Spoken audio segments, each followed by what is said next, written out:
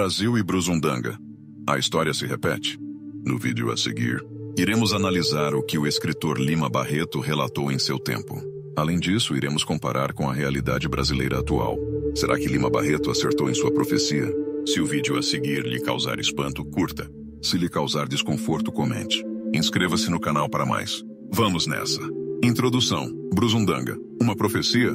Há mais de 100 anos, Lima Barreto escreveu Os Brusundangas, uma sátira ácida sobre a política e economia de um país fictício.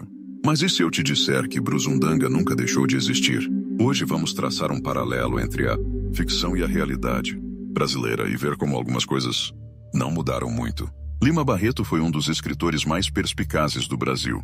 Nascido em 1881, ele vivenciou de perto os problemas da República recém-proclamada: corrupção, desigualdade social, racismo e uma elite política completamente desconectada do povo.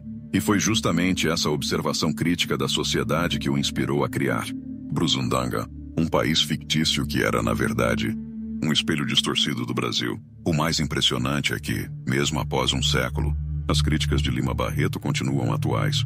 É como se ele tivesse escrito não sobre o passado, mas sobre o presente. E talvez até sobre o futuro. Economia instável. Ontem e hoje. Na Brusundanga, a economia era baseada em ciclos de exploração de um único recurso, seguido por altos impostos até que a riqueza se esgotasse. Parece familiar? O Brasil já passou por ciclos do café, borracha, ouro, soja e petróleo. E assim como na ficção, sempre sofreu com crises cíclicas, falta de planejamento e má gestão dos recursos públicos. Vamos recapitular. No período colonial, tivemos o ciclo do pau-brasil, depois o açúcar, seguido pelo ouro e diamantes. Na República veio o café, que sustentou a economia por décadas até entrar em colapso. A borracha na Amazônia trouxe riqueza efêmera, mas logo perdeu espaço para a concorrência asiática. E o que fizemos com toda essa riqueza?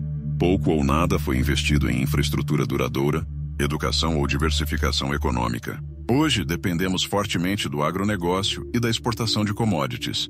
Quando os preços internacionais caem, nossa economia sente o impacto imediatamente. É sempre a mesma história. Exploração de recursos, enriquecimento de poucos. E quando a fonte seca, o país inteiro entra em crise. A falta de visão de longo prazo e o imediatismo político nos mantêm presos nesse ciclo vicioso. E o pior, enquanto isso, a carga tributária sobre a população só aumenta, mas os serviços públicos continuam precários. Saúde, educação e segurança sofrem com falta de investimento, enquanto o dinheiro público é desviado ou mal administrado. É Brusundanga em tempo real. O político mágico das finanças e seus planos. O personagem Félix Ben Carpatoso propunha soluções mirabolantes para equilibrar o orçamento da Brusundanga. Seu plano? Aumentar os impostos sobre os produtos básicos enquanto isentava artigos de luxo.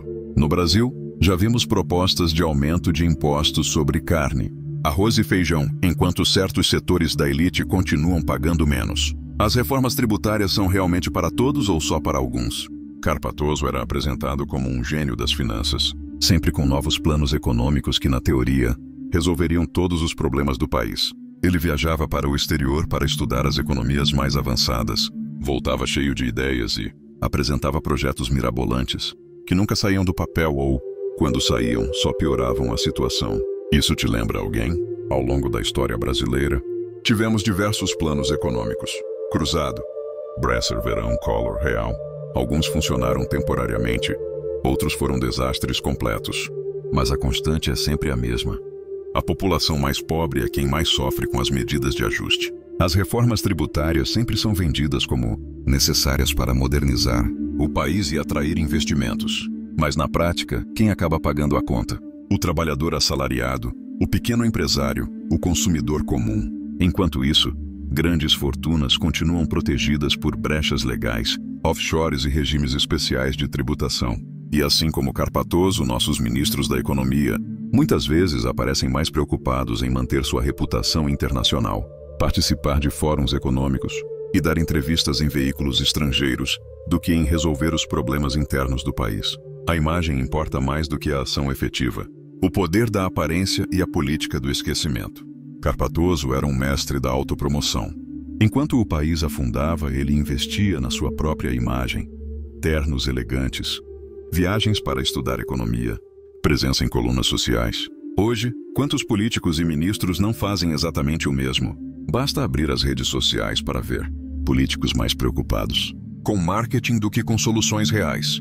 Vivemos na era das redes sociais, onde a aparência muitas vezes importa mais do que a substância. Políticos contratam assessores de imagem, especialistas em marketing, digital e empresas de comunicação inteiras para construir uma persona pública, que pode estar completamente descolada da realidade. Vemos parlamentares postando fotos em hospitais, escolas e obras públicas, sempre se apresentando como salvadores da pátria. Mas quando vamos verificar os números reais, os projetos de lei apresentados, as votações, os resultados concretos, muitas vezes não há nada além de fumaça. E o mais grave, há uma verdadeira indústria do esquecimento político no Brasil. Políticos envolvidos em escândalos de corrupção conseguem se reinventar, mudar de partido, assumir novos cargos e voltar à cena pública como se nada tivesse acontecido. A memória coletiva é curta e muitos se aproveitam disso. Lima Barreto satirizava exatamente isso em Brusundanga. Políticos que mudavam de discurso, conforme a conveniência, que se apresentavam como moralistas enquanto praticavam as piores imoralidades, que culpavam o povo pela própria incompetência. 100 anos depois, o roteiro continuou o mesmo. O caos fiscal e a gestão de déficits eternos. Na Brusundanga, o orçamento sempre era apresentado com superávit, mas no final fechava em déficit. No Brasil, os números do governo são frequentemente maquiados, com promessas de crescimento que nunca se concretizam. E quando a conta chega, adivinhem quem paga? A gestão fiscal no Brasil é um capítulo à parte. Todos os anos, o governo apresenta um orçamento com projeções otimistas de crescimento, arrecadação e controle de gastos. E todos os anos, a realidade se mostra bem diferente do planejado. As pedaladas fiscais, os créditos suplementares, as manobras contábeis e os truques orçamentários fazem parte da rotina da administração pública. O teto de gastos é furado, as metas fiscais são revisadas e, no final das contas, a dívida pública só aumenta. E quem paga por essa irresponsabilidade? O cidadão comum, através de mais impostos, cortes em serviços essenciais e perda de poder de compra. Enquanto isso, os gastos com privilégios do funcionalismo de alto escalão, auxílios parlamentares e mordomias continuam intocados. Lima Barreto descrevia com ironia como os governantes de Brusundanga sempre encontravam desculpas para os fracassos econômicos. Era culpa do mercado internacional, das secas, das chuvas, dos especuladores, do povo ignorante, nunca da própria incompetência ou corrupção. Reconhece esse padrão? A verdade é que sem responsabilidade fiscal, planejamento de longo prazo e uma gestão verdadeiramente comprometida com o interesse público, continuaremos presos nesse ciclo de crises perpétuas, sempre à beira do abismo fiscal, sempre adiando as reformas necessárias e sempre empurrando o problema para as próximas gerações. Conclusão: a história se repete. Lima Barreto escreveu sobre Brusundanga como uma sátira, mas o que ele talvez não imaginasse é que seu livro seria quase uma profecia do Brasil moderno. Será que conseguiremos escapar desse ciclo vicioso ou estamos condenados a repetir os erros do passado? A grande questão é, por que continuamos repetindo os mesmos erros? Porque mesmo com toda a informação disponível, com acesso à história e aos exemplos de outros países, insistimos em práticas que já provaram ser destrutivas? Talvez a resposta esteja na falta de educação política da população, na cultura do clientelismo, no personalismo que domina a política brasileira, ou simplesmente na falta de vontade real de mudança por parte daqueles que se beneficiam do sistema atual. Mas há esperança. A cada geração, mais pessoas se informam, se engajam e cobram mudanças reais. As redes sociais, apesar de todos os seus problemas, democratizaram o acesso à informação e permitiram que vozes antes silenciadas pudessem ser ouvidas. O primeiro passo para mudar é reconhecer o problema. E é por isso que obras como Os Brusundangas continuam sendo tão importantes. Elas nos mostram que os problemas que enfrentamos não são novos, não são inevitáveis e, principalmente, não são insuperáveis. Cabe a cada um de nós decidir. Vamos continuar sendo Brusundanga ou vamos finalmente nos tornar o Brasil que sonhamos? A escolha é nossa. Se você gostou desse vídeo e acha que mais pessoas precisam conhecer essa comparação, curta, compartilhe e se inscreva no canal. Vamos juntos refletir sobre o Brasil e tentar mudar essa realidade. Deixe nos comentários. Você consegue ver outros paralelos entre Brusundanga e o Brasil atual?